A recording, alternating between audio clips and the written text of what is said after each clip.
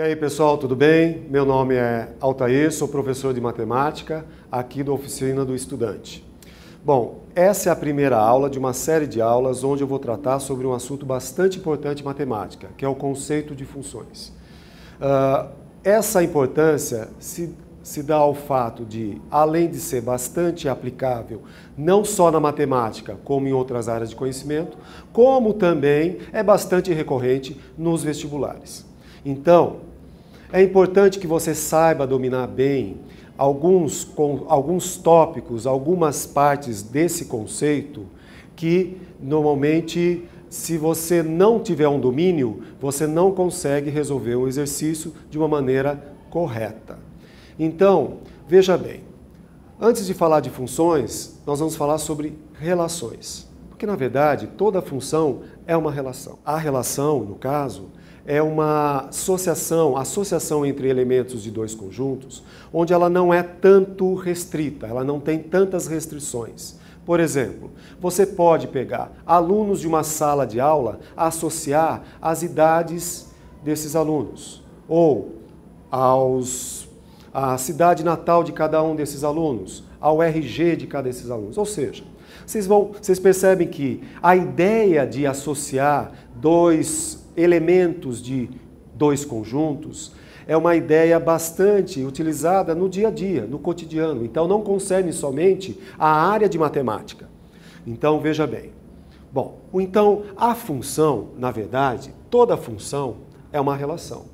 Mas nem toda relação é uma função. Então, considerando que eu pudesse colocar todas as relações dentro desse conjunto maior, algumas delas, ou muitas delas, podem ser consideradas funções. Veja bem, uma função é uma relação onde ela deve seguir algumas condições para que ela exista. E quais são as condições? Considerando, vamos pensar num exemplo aqui, tá? Não tanto envolvendo a área de matemática, mas uma coisa que acontece muito no dia a dia. Se você quiser pegar seus alunos e descobrir qual é a média da altura desses alunos dentro de uma sala. Então vamos lá. Eu vou pegar os elementos desse conjunto de partida, que são os alunos, e eu vou representar por letras A, B, C, D, E. Veja bem, esse conjunto de partida, ele está muito bem definido quais são os elementos dele, tá? E é importante que eu defina muito bem. Por exemplo, se eu falasse assim, eu quero saber a média da altura dos alunos. E daí? Da onde eu vou pegar dos alunos do colégio oficina, do primeiro ano, da segunda série, da terceira série, etc. Eu tenho que definir muito bem de onde eu devo pegar esses alunos para fazer a média. Bom, enfim. Então eu vou começar a coletar a cada elemento, eu coleto a altura, meço a altura desse aluno e represento nesse conjunto de chegada. Nesse conjunto de chegada é um conjunto mais amplo, é o conjunto dos números reais. Tem que ser o conjunto dos números reais porque cada altura é representada por um número decimal. Então, eu não tenho a limitação, por exemplo, se fosse um conjunto dos números naturais, onde eu teria números inteiros positivos. Bom, enfim, então aí eu começo a representar o aluno e a sua altura. Veja bem, todos os alunos desse conjunto de partida estão associados a um único número real.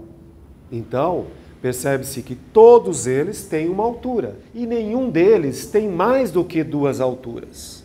Então, o que você tem é que todos estão associados a um único. Esta é uma restrição importante para que essa relação entre dois conjuntos seja chamado de função. Bom, pode acontecer de ter mais do que um aluno com a mesma altura? Sim, evidente. Olha só, a altura de 1,61. 1,75 e assim por diante. E eu tenho 3 alunos com a mesma altura.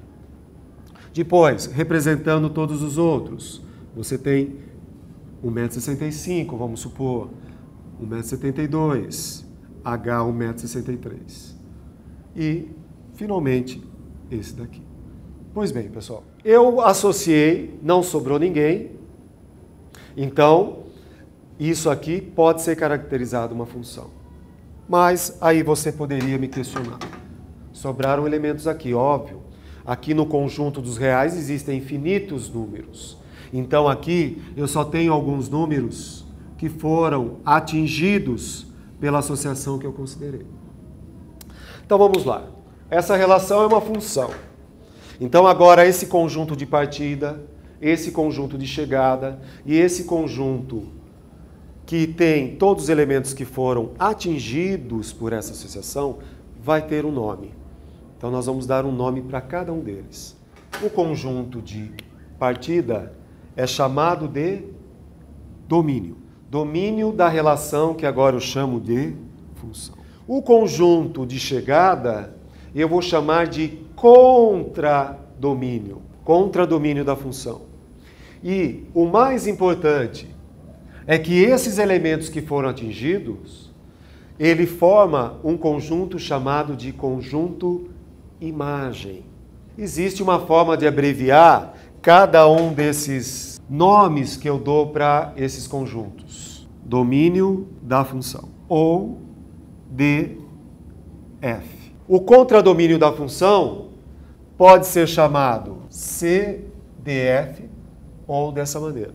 E o conjunto imagem, IMF, ou dessa maneira aqui. E perceba, o conjunto imagem, ele é formado somente por esses números reais, que eu poderia representar todos aqui na forma de conjunto. Sabe que dentro de um conjunto a ordem não importa, e colocaria aqui. Quantos elementos tem nesse conjunto imagem? 1, 2, 3, 4, 5, 6, 7. Perceba que esse conjunto imagem é um subconjunto do contradomínio da função, que são os reais. Vamos lá? Aqui, o conjunto imagem está contido, nesse caso, nos reais, porque o contradomínio são os reais. Agora, quando se fala da função, e nessa primeira aula, é importante que você saiba trabalhar com a notação de função. Sabe aquela história do fx? O que representa fx para mim? Nesse contexto, fica bem claro que nessa associação, eu poderia chamar essa associação que agora uma relação, uma função, de H, que relaciona cada aluno com a sua altura. Então eu vou representar por H. E o H, A, é levar a altura do aluno A a um número real. Então, a notação AHA igual a 1,61 tem que ter um significado para você. Então significa que a altura do aluno A é 1,61. E eu posso dizer com uma ideia, com ideias já da matemática, que a imagem de A é 1,61. Ou que a imagem de B é 1,75. Usando essa notação, olha só o significado disso aqui. Imagine se eu apresentasse essa igualdade para vocês sem um contexto. O que eu teria aqui? Uma série de letras juntas numa igualdade. Qual o significado disso para o meu contexto? Que a altura de C, a altura de D e a altura de E é igual a 1,81. Ou seja, são três alunos que têm a mesma altura. Ou, na matemática, são três elementos que têm a mesma imagem.